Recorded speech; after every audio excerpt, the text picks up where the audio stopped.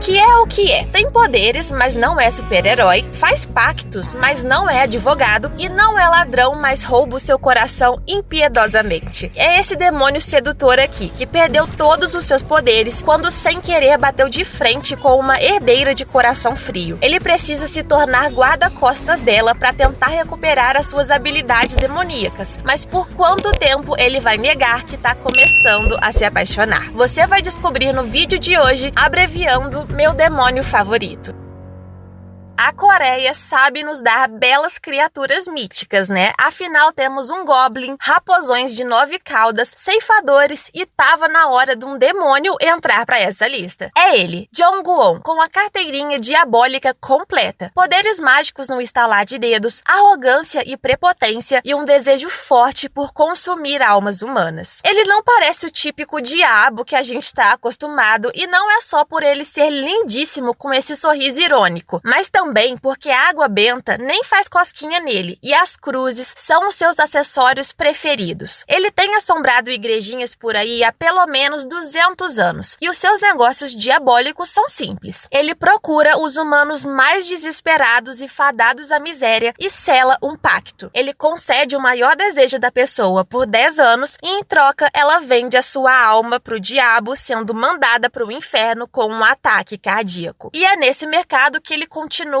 até os tempos atuais, contando o tempo restante dos seus clientes numa sala lotada de relógios. Falando nisso, tá na hora de coletar mais uma alma, afinal, combinado não sai caro. Já que ele concedeu riqueza e poder a esse gangster, o preço precisa ser pago. Doido é quem topa fazer um acordo com ele. E o demoninho tá felizão com a sua vida. É rico, imortal, tem poderes e gosta do trabalho diabólico e mundano, administrando uma fundação de incentivo para artistas tradicionais. Ainda por cima, catou 2 ser-humaninhos pro seu lado. Um mordomo fiel, aquele pescador faminto que se lembra da vida passada, e uma bailarina talentosa que é gamada nele. Fala sério, um predador como ele não poderia pedir coisa melhor. Mas se tem alguém páreo pro demônio, tanto em olhares bombásticos quanto em talento, é a Dodoi, diretora da premiada empresa de alimentos e bebidas do conglomerado Mire. Ser bem-sucedida tão jovem a tornou muito independente. Mesmo assim, ela segue as palavras da Madame Ju, a presidente, como se fosse a vontade de um deus. Então, em troca da senhora fazer seus exames de rotina, a Doi aceita ir a um encontro às cegas. E como uma viciada crônica em trabalho que não gosta de sentimentos calorosos, ela já vai ao encontro pensando em ficar 30 minutos e vazar. Ela só não esperava ir ao lugar errado e encontrar um homem tão lindo, o nosso demônio. Mas logo logo ela fica horrorizada ao notar que o que ele tem de beleza tem de doido varrido, gente. Mas o desdém à primeira vista é recíproco, pode acreditar. Ele também fica encucado do porquê aquela mulher tá o perturbando. Pô, caramba, um demônio não pode nem reservar um restaurante inteiro em paz pra comer um bolo de comemoração por almas coletadas? Os dois já se odeiam e a gente já ama exatamente por isso. Mas quem também odeia o demônio são os comparsas daquele gangster que morreu na sauna agorinha há pouco. E eles estão querendo vingança. Tudo que o Guon pode fazer quando o bolo voa na direção da Doi é afastá-la com toda a sua vontade, porque ele não pode suportar qualquer dano à sua amada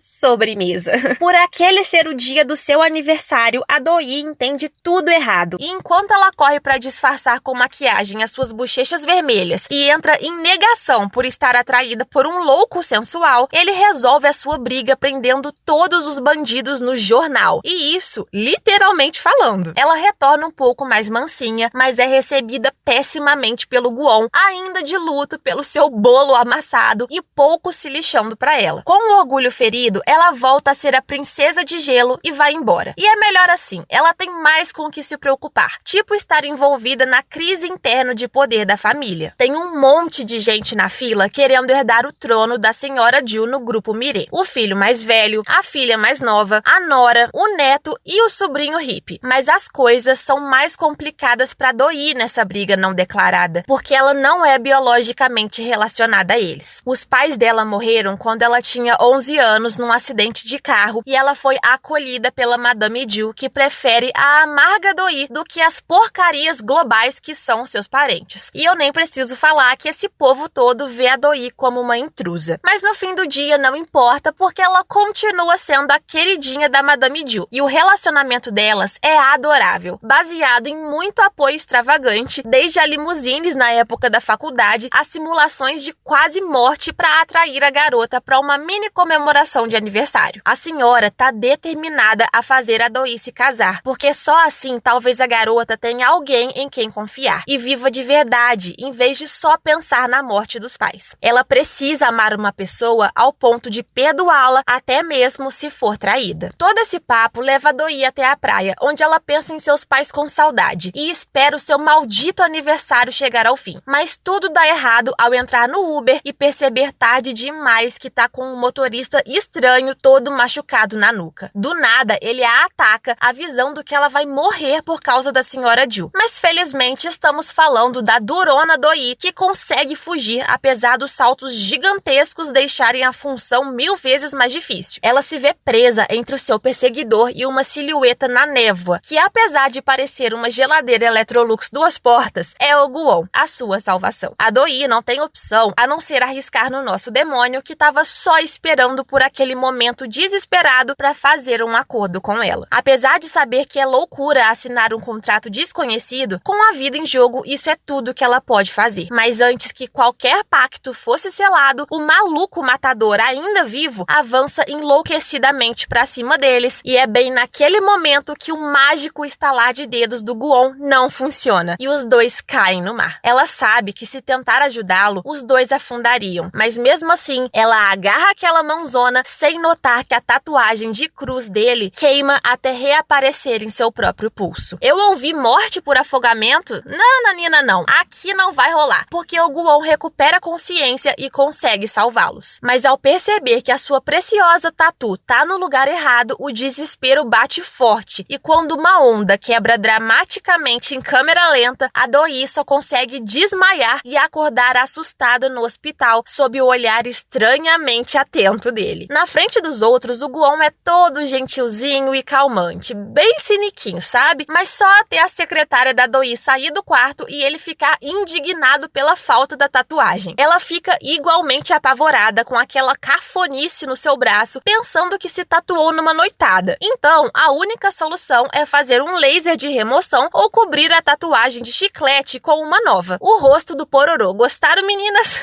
Pois ele odiou. Mais uma vez, eles começam uma briguinha do maternal e a Doi percebe que não consegue acertar o tão esperado tapa planejado. Uai, o que tá acontecendo? Isso porque ele tá segurando seu pulso e só assim consegue controlar seus poderes. Mas quando ele solta, meus amores, a aprendiz de Dona Florinda acerta um tabefe, que se fosse um pouquinho mais forte, ele teria pousado aqui no Brasil. Então o Guon percebe 3 novas coisas. Ele tem um rostinho lindo com a marca brilhante da mão dela, um recente pavor de pinguins animados e o mais importante, ele perdeu todos os seus poderes. E essa é uma preocupação bem séria. Afinal, o próprio mordomo já leu no manual do demônio que se o Guon não fizer mais contratos, a punição não será boa. Ele entrará em combustão espontânea. Mas para, né? Mesmo sem magia, é moleza pra ele coletar umas alminhas por aí, né? Então, corta pro Guon sendo esmagado por homens de colã e orelhas deformadas. Eu acho que levar um atleta olímpico de luta livre à força pro inferno foi um pouquinho ousado. Então, tudo que um demônio sem poderes, sem dignidade e sem 1 minuto de paz pode fazer é pular pela janela, amortecendo a queda no lixo e mostrar os dedos do meio pra fugir da briga. Já começando a ficar meio desesperado, o Guon manda o seu mordomo descobrir o máximo de coisas que pode sobre a Doi, que por sua vez está pressionada até o talo. Além de quase ter morrido, tem gente sabotando o seu trabalho. Cabeças estão prestes a rolar quando surge um artigo difamando a bebida principal da sua empresa e os preços das ações despencam. Mas ela não aceita a ajuda da Madame Jill. E não é só por ela ser capaz de consertar tudo sozinha, mas também também porque as palavras do assassino ainda martelam na cabeça. Será que a senhora tá escondendo alguma coisa? Bom, a Ju insiste que não, mas a confissão que ela faz ao padre indica o contrário. Tem alguma coisa pesando a sua consciência e tem a ver com a memória incriminadora da mulher perto do carro em chamas onde os pais da Doi estavam. Até hoje, ela tem um machucado causado nesse dia e não é difícil adivinhar que a senhora tem relação com a tragédia. Ainda mais que o pai da Doi foi cofundador do grupo Mireille. Alheia a tudo isso, a Doi encontra a responsável pelo boicote, No Suan, a filha da Madame Ju, e ameaça expor toda a sua vida romântica secreta. Assim, a mulher não tem escolhas a não ser surtar e recuar. Já o demônio avança no melhor plano que pode pensar: ativar um encanto demoníaco pra cima da Doi. Aos olhos dela, ele parece um cachorrinho doente de amor, mas na real, ele tá maluco por ficar sem poderes. No momento de fraqueza, ela concorda em dar um passeio, mas imediatamente se arrepende. Que é isso? Virou Velozes e Furiosos agora? Não, é hora de usar a Doi pra apontar uma arminha alegre pro seu cliente olímpico e observar com prazer enquanto a vítima tem um ataque cardíaco como combinado. Sem ter ideia que acabou de ser cúmplice de uma colheita de almas, a Doi continua pasma, e nem é por ele ter a levado para um estacionamento cheio de carros embaçados balançando e por cogitar cometer um crime de atentado ao pudor, mas porque na beira do rio, onde ela esperava um beijo sedutor, só recebe um sorriso diabólico e outro mergulho aquático. Ele a segura desejando que os seus poderes retornem, mas nada acontece, fora um colapso raivoso da Doi. Úmida, furiosa e desconsolada, ela briga com o Guon e vai embora sozinha, até se deparar com uma notícia bombástica. O chefe financeiro do grupo Mireille foi encontrado enforcado. O mesmo cara que tentou vazar informações para Doi que a colocariam no comando do Império. Mal sabe ela que o homem foi morto pelo mesmo assassino que tentou matá-la e que inclusive tá de volta, derrapando de moto e jogando ácido sulfúrico nela no cruzamento. Mas antes que ela fosse queimada, o seu anjo da guarda demoníaco aparece para protegê-la e trocar encaradas escandalosamente longas e intensas. Vendo como ele se cura das queimaduras, a Doi entende que ele não é um ser humano comum e, bem a contragosto, acredita nas palavras dele sobre ser um demônio. E se é assim, sugere então fazer um acordo benéfico para as duas partes. Se ele for o guarda-costas dela, poderia proteger a sua preciosa tatuagem e, por extensão, ela também seria protegida. Só que para ele, isso é uma humilhação. Onde já se viu um predador supremo como ele ser como um Pokémon escolhido para proteger um humano insignificante? Ah, não, para. Ele tá convencido que pode recuperar a sua tatuagem de outro jeito. Por exemplo, replicando as condições exatas da transferência. Ou seja, mergulhando no mar na próxima lua cheia. Por enquanto, tá tudo bem. Ele pode relaxar e saborear o seu delicioso café. Com a exceção de que não tá nada bem. O cheiro de queimado não é do café. No caso, é dele mesmo, começando a entrar em combustão espontânea. O demônio tá sentindo na pele, literalmente, o que é queimar no fogo do inferno, enquanto seus amigos tentam inutilmente soprar o seu dedo fumegante. Armado com um baldinho de gelo e a mão auto-incendiando, o Guon recorre a Doi, dando uma chance pro lance do guarda-costas, desde que ela o ajude a fazer um acordo primeiro. Pra sorte dele, não faltam seres humanos desesperados no mundo e logo eles encontram uma família sofrendo pela filhinha doente. A Doi só pode observar com desgosto a urgência manipuladora do Guon convencendo a mãe a vender a sua alma. Ele tá satisfeito com o trabalho finalizado em tempo recorde, mas a Doi o olha com tanta frieza que se ele ainda tivesse pegando fogo, congelaria na hora. Pra ela, ele é um babaca explorando o sofrimento dos outros, enquanto ele se defende, falando que salva humanos. Só que a um preço, já que nada é de graça no mundo. Assim, os dois se separam e refletem sobre as suas escolhas. Ele, que dizia não se incomodar, se vê visitando a criança no hospital e percebendo o aspecto negativo do seu trabalho. Já a Doi nota o lado bom ao ver a família feliz, mesmo que por um tempo. Então, eles chegam a um consenso silencioso e meio atrofiado de se ajudarem. Agora, Agora, o Guon é seu guarda-costas em tempo integral, mas o seu primeiro trabalho a acompanhando não é nada agradável. Dias atrás, a Do-yi contou para Madame Ju que o falecido chefe financeiro tinha tentado passar informações importantes. A senhora ficou tão preocupada que virou a noite analisando documentos da empresa e marcando uma auditoria, mas infelizmente ela não chegaria a participar da reunião. A Do-yi recebe uma mensagem estranha da sua quase mãe e encontra o pior: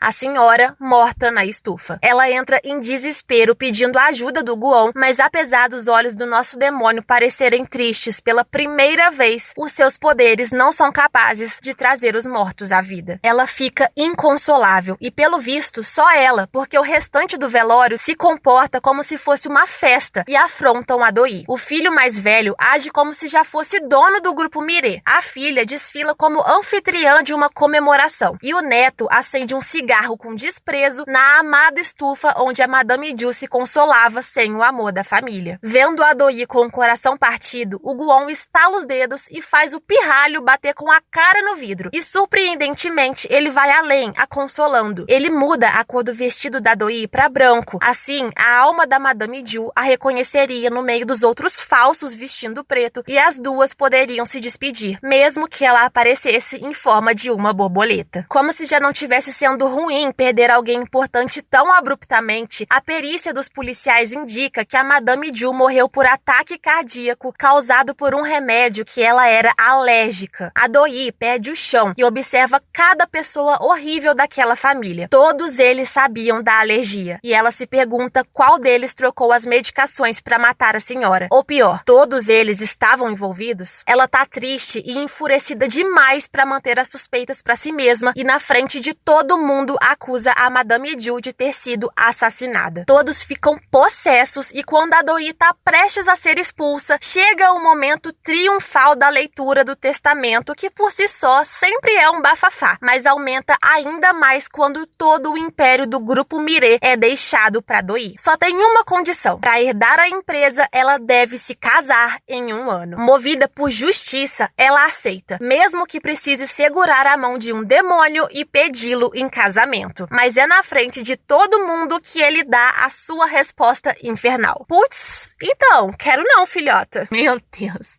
Que climão, hein, Guon? Mas como ele é um ótimo profissional que separa a vida pessoal do trabalho, ele segue firme como guarda-costas, mesmo que a volta no carro seja constrangedora pra Do-yi. Culpa da rádio, que só toca música sobre casamento, mas ela continua fingindo ter a calmaria de um Buda. Tranquila como um vulcão, ela explica que tudo que disse antes foi um acidente motivado pelo sono. A Do-yi fica tão esbaforida que na pressa de ir embora, deixa cair a carta que a Madame Ju deixou pra ela. O Guon até tenta devolver, mas muda de ideia rapidinho quando escuta os planos da garota. Se o demoninho aparecer na frente dela, ele seria arrastado pro casamento com uma corda no pescoço e um tranquilizante pra elefante. É, né? Eu acho que vai ficar pra próxima. É melhor ele correr. Mas outra pessoa chega como convidado: o sobrinho da Madame Ju, O Sok-hun, o único que parece ter um pingo de alma. Ele fica preocupado que a Do-yi esteja em perigo se aceitar a herança e oferece passar a noite com ela, mas ela não aceita. De fato, existem muitas pessoas que a querem morta. Praticamente todo mundo, né? Até da secretária dá pra desconfiar se bobear. Uns a gente tem certeza que não valem nada, tipo os parentes à beira do surto nervoso. Mas o problema são os sonsos, e eu incluo esse sobrinho. De primeira, ele parece um bobinho que gosta da Do-yi e que vive com a camisa suja de molho, mas quando ninguém tá vendo é que conhecemos a peça. Só por ele ser o segundo mais competente da família, já é suficiente pra eu suspeitar que ele não é tão inofensivo assim, mas eu espero muito tá errada. Enquanto o Guon reclama que o amor só deixa os humanos mais idiotas que o normal, a Do-yi vê que ficou famosa nos sites de fofoca pelo seu pedido de casamento rejeitado. Com o ego ferido, ela exige uma explicação do demoninho, que é bem simples. Ele quer continuar solteiro, ué. Bem vingativinha, ela também diz que pretende ficar sozinha e que não se casaria com ele nem se ele fosse o último homem da Terra. Mas nem só de rejeições esses dois sobrevivem. A Doi tem o dom de se sentir confortável para abrir o coração. O nome dele, Guon, que significa salvação, é mais uma doce mentira, assim como o amor e a felicidade e todos esses outros sentimentos. Ela assume que trabalha tanto por puro hábito para não se afundar em culpa e tristeza depois da morte dos pais. Enquanto ela tira uma soneca triste, ele a encara cada vez mais melancólico e até pega os seus poderes emprestado para acionar o airbag do enjoado de trás, que não para de buzinar, atrapalhando o sono da princesa. Ah, o romance! Esse demônio já foi humano um dia, e apesar dos resquícios de humanidade dele começarem a aflorar, ele bota a cabeça no lugar, e bem na maldade, ele a acorda no susto com um solavanco proposital na garagem, coitada. Sozinha de novo, a Doi lê a carta de despedida da Madame Jill e pensa nas palavras dela durante todo o funeral e sepultamento. A senhora sabia que a presidência era muito solitária e por isso ela queria que a Doi se casasse para poder encontrar alguém em quem confiar. Caso não encontrasse ninguém, era melhor desistir e deixar os sanguessugas brigarem entre si. E se a Doi fosse menos corajosa, ela largava tudo isso para trás mesmo, porque tem mais coisa acontecendo do que ela imagina. Existe mais um assassino misterioso com luvas de couro que anda pela casa da Madame Jill e que trocou os remédios da mulher. As evidências apontam para o ressentido filho mais velho que no passado matou uma pessoa dirigindo bêbado e foi mandado para cadeia pela mãe, que não passou a mão na cabeça e o fez pagar legalmente pelo seu erro. Por falar em passado, o Guon começa a ter vagas lembranças do seu tempo como um jovem mestre humano e junto com o mordomo ele chega à horrível constatação: sem poderes, ele é praticamente um imortal. E sabe o que é pior do que poder morrer facilmente? Envelhecer na velocidade de um ser humano. Misericórdia, que desgosto! E se ele ficar com uma ruga? Nossa, nem pensar. Então, já que a Doi o trata como um Pokémon, nada mais justo do que tratá-la como um carregador portátil de poderes. Mas segurar o pulso dessa princesa é bem mais difícil do que ele imagina, e os dois pechincham muito para agendar um recarregamento. Assim que ele a ajudar a encontrar os criminosos, ele pode segurar o pulso para evitar a artrite. Eu adoro esse ridículo. Afoito, ele tenta acelerar o processo de encontrar o culpado usando seu mágico estalar de dedos, mas de novo, nada acontece. Para testar se estava tudo certo, ele os teletransporta para o armário da copa, onde os funcionários fofocam sobre a química entre a Doi e o seu guarda-costas. E claro, os dois precisam de muita força de vontade para não ter uma arritmia cardíaca com todo esse grude e troca de olhares explodindo em tensão.